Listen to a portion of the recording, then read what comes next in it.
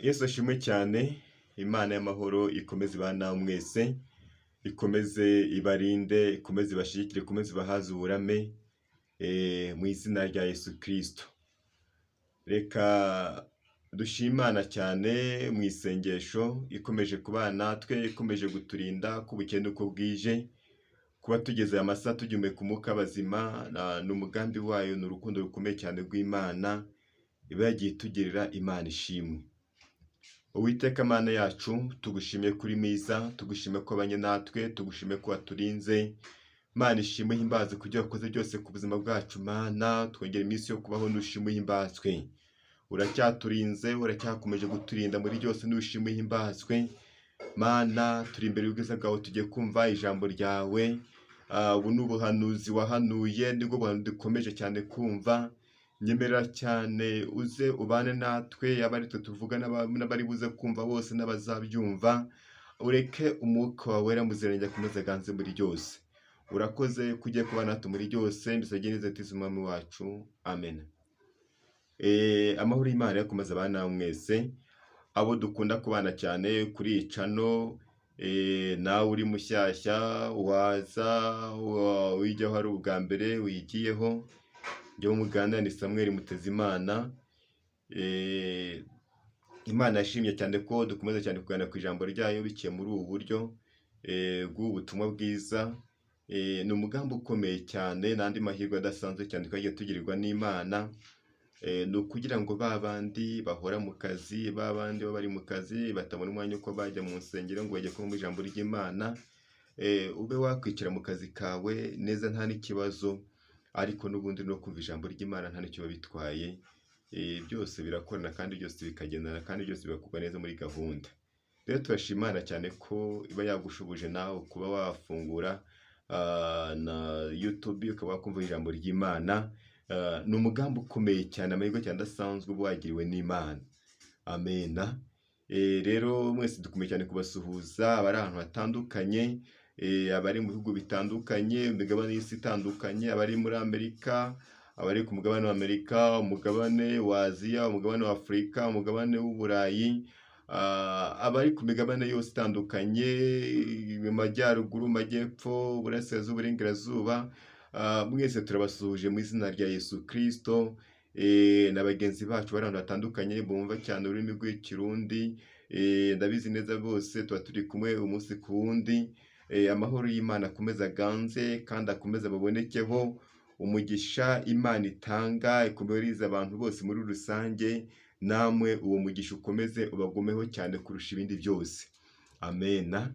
Rero turacyari umwanya wo kumva ijambo ry'Imana, kuko icyambere cy'ijambo ry'Imana tugomba kuryumva, nk'uko umuririmbyi atubwira ngo ntimucogore gusenga kugeza ubwo Yesu azaza. Rero gusenga ni ibintu umuntu agomba gukora, ni ibintu umuntu agomba guhozaho, kandi twamenye neza yuko iri jambo naryo ni umutima utera imbaraga, kugira ngo umuntu wese agira imbaraga zo muri ubu buzima. Nk'uko dushakisha ibyo kurya kugira ngo tubake imibiri yacu, ni nako tuba dukeneye cyane ibyo kurya kugira ngo tube twakubaka cyane iby'ubwami bw'Imana. Ubwo twamenye neza ni yuko nyuma y'ubuzima hari ubundi buzima. Nyuma y'ubuzima twaba twicaye mu isaha, nyuma y'ubuzima waba uri mu isaha, uko wameze kose iyi saha hari ubundi buzima uzagira. Ariko ugomba kwibaza cyane ukibaza, ngewe ubwo nyuma y'ubuzima nzaba ndi hehe? Nyuma y'ubuzima bizaba bimeze gute cyane? Iyo ikintu cyane bigomba kubanza gutekereza cyane, kubanza ukibaza, ndende bizaba bimeze gute, nzaba ndi hehe, bizaba byifashe gute? Ni ikintu cya mbere ugomba gutekerezaho cyane, bikaba byagufasha kujya gusunikira cyane muri uru rugendo rwo kujya mu ijuru, ukamenya neza. Kuko cya mbere cyo iyo umaze kumenya neza intego y'urugendo ufite, bituma ufata n'umwanzuro ukomeye cyane wo kumenya icyo ushobora kuba wakora.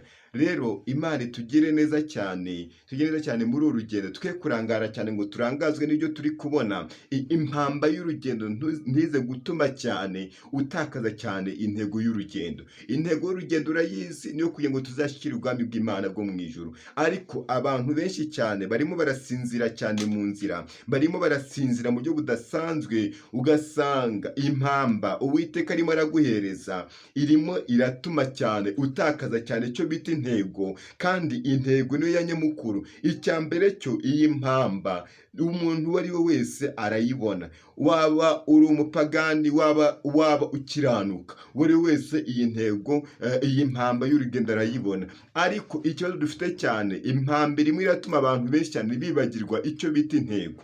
Intego rero nta yindi, twese turayizi kandi twese tuyiziranyeho. Hari amahirwe rero wowe wari ufite, hari amahirwe Imana yaguhaye wagomba kuba wagenderaho, wagomba kuba ufite iyi saha. Ariko iteka ryose ikibazo kirimo cyane nuko abantu benshi cyane batangiye kugenda bananirwa cyane ibyo kugenda bategereza. Ariko icya mbere, Imana niba hari ikintu yaguhaye, ntabwo cyagombye kuba cyakwibagiza cyane ngo gitume ufata umwanzuro wo kwibagirwa ngo uhite wibuka cyane intego y'urugendo waba wibereyemo. Amena. Imana itugire neza cyane, Imana dutabare. Rero Imana cyane itugire neza muri iyi minsi, ko abantu benshi cyane barasinziriye mu buryo budasanzwe. Abantu benshi cyane barasinziriye, ariko Imana yongere tugarukeho, tugaruke ngo tuze cyane umwuka wera, twongere duhumuke amaso, ikoze wa muti wa wundi womora ku maso yacu, maze amaso yacu yongere ahumuke. Amena. Amaso yacu yongere ahumuke, maze yongere ahumuke iteka ryose. Banza wongere wisuzume, wongere wirebe cyane, wongere wibaze, impamba ndi guhabwa ntabwo iri gutuma ntakaza icyo bita intego y'uru rugendo. Banze wicare cyane, wongere ubanze ubyibaze cyane mu buzima bwawe bwa buri munsi, wongere ubitekereze cyane, ko abantu benshi cyane nuko tubayeho cyane, twamaze kwibagirwa burundu intego twarayitaye burundu, kandi ntabwo byagombye kuba bikwiriye yuko intego wayita, ntabwo byashoboka. Amena. Rero mureke dusome ijambo ry'Imana dusanga mu gitabo cy'ibyahishuwe, ibyahishuriwe Yohana, ku bice 3:18. Ibyahishuriwe Yohana ibice 3:18 niho tugiye gusoma. Ibyahishuriwe Yohana ibice 3:18 haravuga ngo dore ndakugira inama, ungureho izahabu yatunganirijwe mu ruganda, ubone kuba umutunzi, kandi ungureho n'imyenda yera kugira ngo wambare isoni z'ubwambure bwawe utagaragara, kandi ungureho umuti wo gusiga ku maso yawe kugira ngo uhumuke. Amen.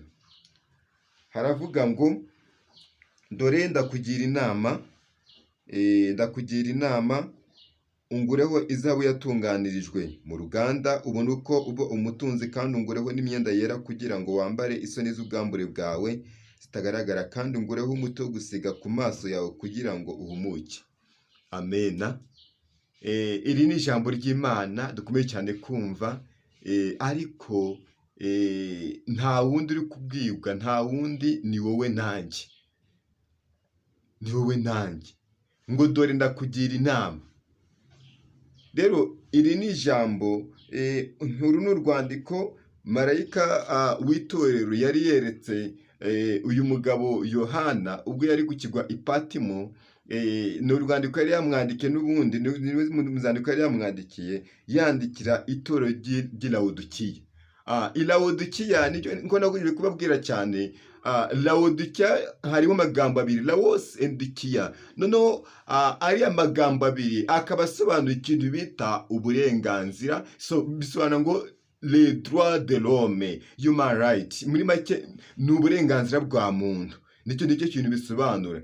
Noneho bariya abantu bo muri cya gihugu i Lawodikiya babagaho ari abantu bashaka kuza bashakisha icyo bita ngo uburenganzira bwabo mu bintu byose. Amena. Bakumva yuko barekera mu burenganzira bwabo, ari mu myambarire, ari mu bintu byo kurya, ari mu bintu byose, ikintu cyose gishoboka. Bakumva badashaka kuba bagira ikintu cyaza kugenda kibabangamira iteka ryose. Ariko ijambo ry'Imana ryo ritubwira ngo ntabwo tukiri abacu ngo twigenge, ngo twigenge mu byo dukora byose n'ibyo dutekereza. Hoya, twebwe iyo wamaze kwinjira mu kintu bita agakiza uba winjiye ahantu ho kuba wayoborwa na nyiragakiza. Ni ugomba kuba yakuyobora iteka ryose. Amena. Ni ugomba kuba yakuyobora iyo umaze kwinjira mu kintu bita agakiza. Rero bya bindi byo kuvuga ngo nditwara nka kanaka ndagenda kwa ko najyaga ameze, hoya ntabwo bishoboka. Niyo mpamvu mu Imana tubwira ngo iyo nzira izaba ari inzira nyabagendwa. Muri make iyo nzira ni inzira ifunganye. Umugenzi nubwo yaba ari umuswa ntabwo azigira yiyoba, ariko abanduye imitima bose abo ngabo ntabwo bazigira bayinyuramo. Urumva yuko password ishoboka cyane ifatika yo kuba watambuka, yo kuba waca muri iriya nzira nta yindi, nuko ugomba kuba ukijijwe warakiriye Kristo nk'umwami n'umukiza wawe, ukaba wayoborwa cyane ikintu bita umwuka wera. Erega nyabyo tuvuga ngo abayoborwa bose n'umwuka wera, bose nibo bana b'Imana. Anytime uzisanga utayoborwa n'umwuka wera ntabwo uzabura umwana w'Imana, aha ngaho uzaba wiyobora. Niyo mpamvu iri jambo ry'Imana ritubwira ngo dore ndakugira inama. Abantu benshi cyane rero turimo turiyemera tukavuga ngo twebwe turambaye, ariko imbere y'Imana, Imana yatureba ikabona twambaye ubusa. Imana irashaka yuko twambara imirimo yo gukiranuka, ariyo mirimo y'abera. Niyo mirimo Imana iri gushaka ko abantu bose bongera kwambara. Ambura uwo mwambaro, uwo ngo w'ibizinga, ubwo bushambagara umwanzi yagiye kwambika, wagiye wambara mu bintu bitandukanye. Hari ubwo wambariye mu busambanyi, hari ubwo wambariye mu marozi, hari ubwo wambariye mu magambo, hari ubwo wambariye mu businzi, hari ubwo wambariye mu bintu by'ubusambo. Muri make wagiye wambara ibintu byinshi cyane bishoboka, ariko iyi saha ngo Kristo yavuze ngo ndakugira inama. Nubwo wakwita yuko uri umutunzi, yuko nta kintu cy'umukene, ariko uri umukene nyuma y'abandi bose. Niyo mpamvu kugenda kuvuga ngo ngwino ungureho ubutunzi maze nawe ubone ko waba umutunzi. Amen. Ubwo butunzi nta bundi, ubwo butunzi ni agakiza, nta kindi. Ubwo butunzi nta kindi kintu gikenewe, ni agakiza. Nibwo butunzi bwa mbere. Muri make nta kindi kintu wagura washobora kubona cyo kugura muri wowe usibye agakiza. Agakiza nta nubwo wakagura amafaranga. Muri make agakiza ni ubuntu. Upfa kwemera Kristo akaba yakuyobora mu nzira zose waba uri kugendamo, ukemera Kristo akaba yakuyobora mu bintu byose bishoboka. Aho ngaho uzaba ubaye icyo bita umutunzi. Amena. Ngo ndakugira inama. Kristo arimo arakugira inama muri amasaha. Reka ibintu byo kugenda ugendera mu bigare igihe kirekire umaze uri mu kigare, ikigare gifite agaciro ni igihe kirekire, ariko iyi saha ndakugira inama. Ngwino ugure zahabu yatunganijwe mu ruganda, ngwino uyigure. Iyo zahabu icyambere cyo uraza kuyibonera ubuntu. Twakijwe kubw'ubuntu, atari bitavuye ku mirimo myiza, bitavuye ku mirimo twagiye dukora. Nta cyiza na kimwe twakoze. Niyo mpamvu tuvuga ngo bose bakoze ibyaha ntabwo bigeze bashikira ubwiza bw'Imana. Ariko niwemera iyi saha ukumva ijwi rya Kristo arimo arakomanga ku rugi rwawe, ngo urebe ukuntu wamufungurira, ngo urebe ukuntu wakongera kumwumva, ngo urebe ukuntu wakongera kubana nawe iteka ryose, wongere umuntu w'umutunzi ukomeye cyane. Amena. Igihe niki ngo uve mu bigare, igihe niki ngo ufate umwanzuro hagati muri wowe, igihe niki ngo wemerere Kristo yongera kuyobora. Amena. Igihe niki. Ariko ngo dore ndakugira inama. Ngwino ungureho zahabu yatunganirijwe mu ruganda, ubone uko wambara isoni z'ubwambure bwawe. Amena. Hari zahabu, iyi zahabu ntabwo ndi wayigura amafaranga. Iyi zahabu ntabwo wayibona ngo kubera imiryango ikomeye urimo. Iyi zahabu ntabwo wayibona kubera ubona amafaranga utunze, ntabwo wayibona kubera umugore mwiza ufite, ntabwo wayibona kubera umugabo mwiza ufite, ntabwo wayibona kubera abana bawe, ntabwo wayibona kubera ababyeyi bawe. Ahubwo iyi ngiyi ni ubuntu. Umuntu wese ushaka kuyemera wese arayihabwa, wese arayibona bivuye mu bushake bw'Imana. Amena. Imana yigabira uwishaka, Imana yigabira uwikunda. Kandi icyambere cyo ijambo ribatubwira ngo Imana ikunda abayikunda kandi abayishakana umwete bose aho waba uri wose upfa kuba ushakisha Imana, aho ngaho uzayibona. Uko waba umeze kose, nubwo wasanga uri ikimuga, nubwo wasanga uri abantu bose batakubona neza ko uri umuntu, bakubona ukuntu bitandukanye, ariko icyambere cyo kuba ukundwa na Kristo gusa, kuba ukundwa n'Imana gusa, nibyo bifite agaciro. Nta kindi gifite agaciro nko kuba wakundwa n'Imana, Imana kubikwemera, Imana kubikwishimira gusa, nibyo bifite agaciro, nta kindi. Amena. Ndakugira inama, gura zahabu yatunganyirijwe mu ruganda. Amena. Iyi zahabu iri ku isoko, iyi zahabu irakenewe. Erega muri iyi minsi no mu kazi gasanzwe, ubu ngo basigaye bashakisha umuntu wawundukijwe neza. Niyo muntu basigaye bashakisha cyane ngo byibuze uwamushinga kino kintu, byibuze hari umusaruro yatanga n'igisubizo gifatika. Ariko se n'ubundi aho uwo muntu tuma dutekereza bahereza ku kazi ninde? Uwo muntu ninde? Icyambere cyo ikintu bita ukuri kiri ku isoko. Rero iyo zahabu iyo umuntu ayifite, aba afite rwose ibintu by'agaciro gakomeye cyane. Nta kindi kintu kizakwambura iyo zahabu usibye icyaha gusa, nta kindi. Amena. Ngo dore ndakugira inama, ngwino ungureho zahabu yatunganyirijwe mu ruganda. Amena. Ngo ugure n'ikintu bita imyambaro, imyenda, wambike isoni z'ubwambure bwawe. Icyambere cy'iteka ryose, igihe cyose uzakora icyaha, uzamenye neza yuko wamaze kwamburwa bwa bwiza Imana yakuremeye, wamaze kwamburwa wa mwambaro Imana yakuremeye ari we Kristo, ukaba umaze kwambara wa mwambaro wa wundi w'icyaha wakoze. Niko kuri ku ijambo. Kandi abantu benshi cyane twambaye imyambaro y'ibyaha, twambaye imyambaro itari mu kuri ku ijambo ry'Imana, twambaye imyambaro atari Imana iyo twambitse, ari imyambaro twagiye twambikwa na Satani ivuye mu byaha bitandukanye. Amena. Igihe ni ikifata umwanzuro, igihe umaze uri mu bintu bisa naho ari ibintu by'uburangazi, ntabwo bikwiriye. Ongera wisuzume cyane, ongera ufate umwanzuro cyane, wongere wirebe. Amena.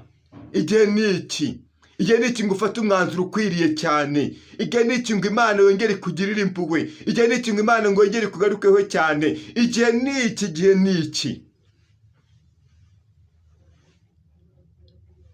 Ongera usenge cyane usaba Imana yongere ikwambike wa mwambaro ukwiriye, ariyo mirimo myiza y'abera. Icyambere cyo ryo jambo tuvuga ngo umurimo wose utakoranye urukundo, aho ngaho uzaba upfuye. Ibyo wakora byose udakiranuka, nuko wafashe n'isi yose muri rusange ukabifasha yose ariko udakiranuka, byose ni ubusa. Ibyo wakora byose ubikorera mu byaha, nuko wavuga ngo ngiye guhaza isi yose muri rusange, nyihaza ibyo kurya, nyihaza ibyo bakeneye, nkaba nabishyura mituweli bose, nkaba nabafasha mu buryo butandukanye gukena gutya, ariko ukubikora mu byaha byose ni ubusa. Icyambere ni ukubanza ukakira Kristo, ukabanza ukareba ukuntu wabanza gutunga iriya zahabu. Then iyo umaze gutunga iriya zahabu bigufasha cyane no kuba wahita ufata umwanzuro no guhita umenya neza ukuntu wakwambika cyane isoni z'ubwambure bwawe. Nubwo wibeshya ngo urambaye ariko wambaye ubusa kubera ikintu bita icyaha. Nawe ubwawe urizi neza, uzi icyaha cyatumye wambara ubusa. Iyo cyaha urakizi, wanze gucyubwira uwo mubana, waze no gucyatura, ariko imbere y'Imana, Imana imura kureba ikabona wambaye ubusa. Nta kintu na gato wambaye. Ariko iyi saa ndakugira inama, iyi saa Uwiteka arimo arakugira inama. Reba ukuntu wagura iriya zahabu, urebe n'ukuntu wagura umwambaro, urebe ukuntu wafata umwambaro maze wambike isoni z'ubwambure bwawe, kuko nta kintu na gato wambaye. Wambaye ubusa imbere y'Imana. Imana imana kubona ikabona wambaye ubusa. Ariko isaa ndakugira inama, reba ukuntu wakwihana uve muri byose urimo bya byose bitandukanye byose ubireke, maze urebe ukuntu wakongera kuboneka imbere y'Imana wambaye imirimo myiza. Icyo wakora cyose ukagikorana mu rukundo, apana ubikora mu byaha. Niyo mpamvu nkubwira ngo hari imirimo myinshi cyane imbere y'Imana izashya burundu iyo yugakoboka yuko ntabwo wigeze uyikorana urukundo. Kandi iyo mirimo abantu benshi cyane bagiye bayikora, imirimo yose wakoreye mu byaha yose nta gaciro na gato ifite. Kandi ni ukuri kw'ijambo, imirimo yose wakoreye mu byaha nta gaciro na gato ifite. Umurimo uzagira agaciro ni umurimo utakoreye mu byaha. Kandi niko kuri kw'ijambo, uko ni ukuri mbabwiye. Umurimo wakoreye mu byaha nta gaciro ufite, ariko umurimo utakoreye mu cyaha uwo nguwo uzagira agaciro. Nuko abantu bose nuko baza bagakoma amashyi bakavuga ngo kanaka rwose ngo agira neza, ariko Imana ibona warabikoranye ibyaha. Iryo ngiryo ni zero ikomeye cyane, ni zero ikomeye cyane. Imana ntabwo igira amarangamutima. Imana ntabwo uvuga ngo ngiye ngo kuri kanaka ngo afite icyubahiro gutya na gutya. Nubwo abantu bose bakubaha, ariko tubaha Imana itakwemera. Ibyo ni zero ikomeye cyane. Isa banza wongere wisuzume cyane, banza wongere wirebe cyane, banza wibaze ngewe kanaka bimeze gute, ngewe kanaka bihagamagaze gute. Ntigire irya mbere ifite agaciro. Hari imirimo myinshi cyane izakunguka, hari imirimo cyane izashya burundu. Niyo mpamvu ijambo riratubwira ngo buri murimo wose wakoze uzacishwa mu ruganda, uzacishwa mu muriro, maze banze bawusuzume barebe ukuntu wa murimo wakoze. Niyo mpamvu umurimo wose utakoranye urukundo, ibyo ngibyo ntabwo bizigera biboneka imbere y'Imana, biziboneka neza imbere y'Imana. Amena. Abantu ugasanga cyangwa ugatuba ngo ndakugira inama, ngwino ugureho zahabu, urebe uko wahigura n'umwambaro uyishyize ubwambure bwawe, maze ugure n'amavuta usige ku maso. Ayo mavuta arakenewe muri iyi minsi. Ongera usabe Imana yongere gukore ku maso cyane, wongere uhumuke. Ko abantu benshi cyane turimo turagenda tuba abayobe cyane mu madini atandukanye, kubera ko twarasinzire mu buryo budasanzwe. Ugasanga isi irimo irahura n'ibibazo kubera abantu bagiye basinzira. Abantu babeshye ngo barasenga kandi ari barasinziye mu buryo budasanzwe. Ariko igihe n'icyo ngo ube wagura uriya muti, maze uwusige ku maso yawe, nturebe uko wakomora muri make wikuremo ibintu byatumye usinzira, maze wongere uhumuke, wongere ugaragure umuntu muzima. Amena. Igihe n'iki ngo bafate umwanzuro, igihe n'iki kugira ngo Uwiteka yongera kurebe, yongera akwishimire. Igihe n'iki kugira ngo wongere ukora imirimo myiza yo gukiranuka. Imana ntabwo yita cyane ku gihe umaze ugenda muri ziriya nzira. Erega inzira ni ebyiri, hari inzira yo kwera n'inzira itari yo kwera. Niyo mpamvu inzira yo kwera, abantu bari mu nzira yo kwera ni bake cyane, ariko abari muri ya nzira y'igihogere ni benshi cyane, kuko ni inzira ngari nyine, ni inzira ngari nini cyane ishoboka. Ariko icya mbere cyo niyo wafata umwanzuro kuri iyi saha, ukamenya uko wabigenza, ukamenya icyo wakora hakiri kare, ukamenya uko wafata umwanzuro hakiri kare. Imana ntabwo izigera yita ku minsi wamaze ubwiriza, ntabwo izigera yita ku minsi wamaze uyobora amatorero, ntabwo izigera yita ku minsi wamaze uririmba, ntabwo izigera yita ku minsi wamaze uri gusenga. Wasanga niyo maze n'imyaka 20 uri gusenga, wasanga Imana ubundi amasengesho yawe tutari yabona n'imisengo by'ubuzima no gusenga. Niko kuri kw'ijambo. Ariko igifite agaciro cyane, ndakugira inama y'isaha, ngwino urebe ukuntu wagura uyu muti, maze urebe ukuntu wasiga ku maso yawe, urebe ukuntu wafata uriya mwenda wongere wambike cyane isozi z'ubwambere bwawe, urebe ukuntu cyane wakongera gufata cyane muri make, urebe ukuntu wagura ikintu bita zahabu, kuko iriya zahabu utayifite niyo password ya mbere yo kujya mu ijuru. Nta juru uteze kuzabona udafite iriya zahabu, ntabwo byashoboka. Niko kuri kw'ijambo. Rero tugiye gusenga, ariko iyi saha wongere cyane, wongere wisuzume, wongere witekerezeho cyane, wongere wibaze cyane, icyo ndimo bimeze gute? Ibyo wakwitaho byose ngo uri umukire, reka ibyo ugaragara yuko uri umukire mu by'isi no mu by'Imana, byibuze uri umukire. mwami w'amahoro cyane akomeza twishimire. Rero isuzume cyane urebe aho waguye, urebe ko wakwihana, ubwiza Imana ukuri, uyibwire ibyawe ugiye ukora. Rimwe na rimwe hari abashaka kumva twagira umuntu batuza, ariko nabyo si ngombwa, ntabwo ari ngombwa cyane. Ugomba kwatura gusa ni Imana, ni Imana mu gihe wakwaturira byose kandi bikanashoboka kandi bigakunda. Rero ufite ikibazo wakoresha cyane ziriya nimero za telefone sanze n'ubundi shira hepfo. Iyo tumaze kuvuga ijambo ry'Imana za telefone dushira hepfo, wazireba ukaba wagira ibyo baza, ntacyo bitwaye. No kuri WhatsApp iriho, twiye ngo dore cyane tubane cyane muri uyu mwanya w'ijambo ry'Imana, tumenye ukuri, tumenye ubwiru bwiza cyane Uwiteka duteguriye, turebe ko twakanguka cyane twese tugende mu kuri kw'ijambo ryayo. Uri Imana nziza, tugushime kubw'ijambo ryawe. Dusabye ko wadushoboza ukaduha imbaraga, dusabye ko wadushoboza Mana muri iyi minsi ya none, ukadukora ku maso, ukaduhumura. Dukeneye ko watwambika imyambaro ariyo mirimo myiza, ugatwambura imyambaro twagiye twambara itaguhesha agaciro. Twambure imyambaro twambitswe na Satani, utwambika imyambaro myiza rwose Kristo mwiza. Dukeneye kwambara umwambaro mwiza muzima n'udukeneye kwambara. Dukeneye ko wadushigikira Mana, ukadufasha gutunga rwose iriya zahabu ariyo gakiza Mana, maze rwose tugatungira zahabu ikomeye cyane.